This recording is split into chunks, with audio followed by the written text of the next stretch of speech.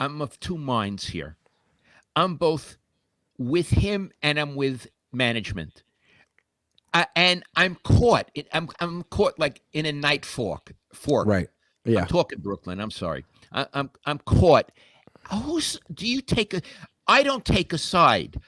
I'm like feel like I'm at a play and I'm Right. enjoying it, and it's suspense, and I want to see how it's going to work out. You know what How the do play you is feel called? about it? The play is called the What? billionaires versus the millionaires.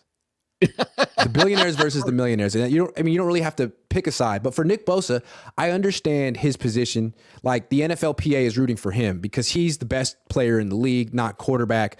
He was just the defensive player of the year. It's important for other players that he doesn't take a discount, that he gets more than the last highest paid player.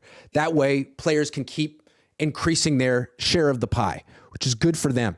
And it's Okay, important. Yeah, go ahead. hold on. Do you think Bosa cares about that? No, That he's but helping I other think players? the NFLPA does. I think the agents do, but I Forget don't the think NFL. he cares about himself. Right. Yeah. So No, but what I'm when people support Bosa in the league, they're like, well, this could work out for us down the line. If he gets more money, we might get more money down the line. That's it. okay, but I don't think he cares one way or another about the other people.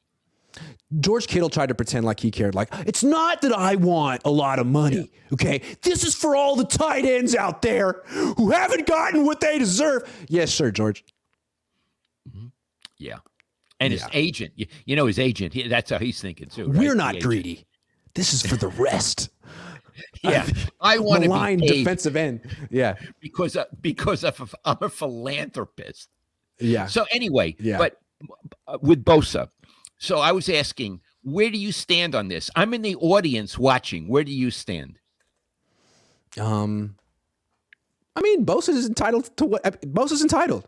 This is what the market says he's worth. The Niners said they budgeted for this. They look rinky-dink not paying can you not afford the defensive player of the year? What do you want to do? If you don't want to pay him that much money, trade him, make a decision. If you think he's worth it, pay him. They look wishy-washy. Oh, Kel Surprise. They look wishy-washy. Okay, but I want to restate how I feel when I look at it from ownership point of view. We're going to pay him a lot of money, and he's going to be wealthy for several lifetimes. So it's not like he has to bring bottles to the grocery store to get the nickel deposit. No, nothing like that. He's not going to like convert his quarters and nickels into dollars at the like I do. Yeah. Yeah. So why does he want the money? He doesn't need more money. They're going to give him plenty of money. He wants the money for his ego. So here's the thing. I can't get with either camp. The one camp apparently won't pay him what he thinks he's worth, and he wants it for his ego. So you know what? I'm going to Romeo and Juliet. You know what? Say it. A plague on both their houses. That's how I feel. That's the one line I remember that I had to say in because I was Mercutio. If you didn't know that, fun fact about me, 6th grade, and you had to really yell that line. It was right when he was dying. He got caught in between a sword fight between Romeo and Tybalt. Yeah. And he's like, blamed them both. A plague on both your house. Both of them. Both of them. It's like, oh, shit, he's dying. He really means this. Anyway. So I'm Mercutio. Yeah.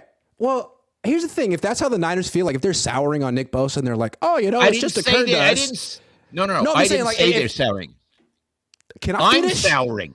Yes. I'm saying though, like if they're saying, look, man, like he's not a team player, and this is really turning us off. He just wants us then trade him for a quarterback, because you're going to be giving him quarterback. You're going to give him like $100 million guaranteed, given to a quarterback. Either one, either give the money to him or trade him for someone else that you want to give the money to. It shouldn't be that hard. This shouldn't drag into the season. If he misses games, they look indecisive. Again, if he misses games, Iggy, or a game. How about one game? Yeah. If he misses one game, it's disgusting all the way around. I'm not with either side. Yeah, it's fair. The thing with Debo, I feel like everyone was on the Niners side because with Debo, he'd only really had one great year, and then he wanted to be paid like he was the best wide receiver in the league. It's like, you're not the best wide receiver in the league. You haven't earned it. You're going to have to meet the Niners on their terms. Bosa sort of has the best resume you could really have in his position. There's not a whole lot of negotiating you got to do. You just have to decide whether you want to pay him top dollar or not. And I don't know if the Niners have made up their minds yet. I don't know. Seems weird. Okay, I'm Parag. Say, we really want to pay you a lot of money, and you're great. We admit it. Where were you the last month of the season? It's true. Also, you tore your ACL and missed an entire season. Yeah. So we feel this is really a generous offer because although you're great, you've shown weakness in the past. I agree. I totally agree with Parag. I hope the Niners say that too. But what Nick could also say is, all right, well, if you don't want to pay me, there'd be 25 teams that would pay me what I want. And I'm sure you don't want to, I'm sure you'd rather have me on your team than face me. So what are you going to do? They're going to say, well, we have you under contract, buddy. So what are you going to do? And he's like, well, if I don't play, you won't win. So what are you going to do? It's a very interesting game of chicken. They are playing a game of chicken. Yeah. Who's going to blink first? I think the Niners will. Okay, I agree. I think, you know what, Iggy? I think they will. Yeah. So I want to ask you some questions. Mm-hmm. Let's go over Nick Bosa. Sure. Is he a likable person? In what sense? From what I know about him or how I've interacted with him? Interact. He's awake during group interviews. That's what I can say. He's awake during the group interviews that he gives us. Meaning he's on the verge of falling asleep? Yes. Meaning that when he interacts with the media, it's like it's an obligation, but he really couldn't care less. Correct. Now, if you get him after a loss, he's kind of good because he actually will tell the truth. But even then, he's barely awake. Okay. Yeah. Well, that's his business. If it's his business. Now, it wouldn't make me like him, but that's his business. Yeah. Okay. Let's take a couple super chats from the good people. Chris Tellerico says, you guys have been around the organization for a long time. Does or will the increased national attention on the Niners motivate the Yorks to make a change? Interesting point. To make a change with Kyle and John, I assume that means, right? I don't know enough about the Yorks to answer that question. I really wish I could. I don't know enough, and I wouldn't feel responsible if I did. I do feel like they clung to Trent Baalke until he became a national joke. And I think one of the things they like about Kyle Shanahan is he has such a good reputation, and the Niners aren't jokes anymore like they were during the Tom Sula and Chip Kelly years.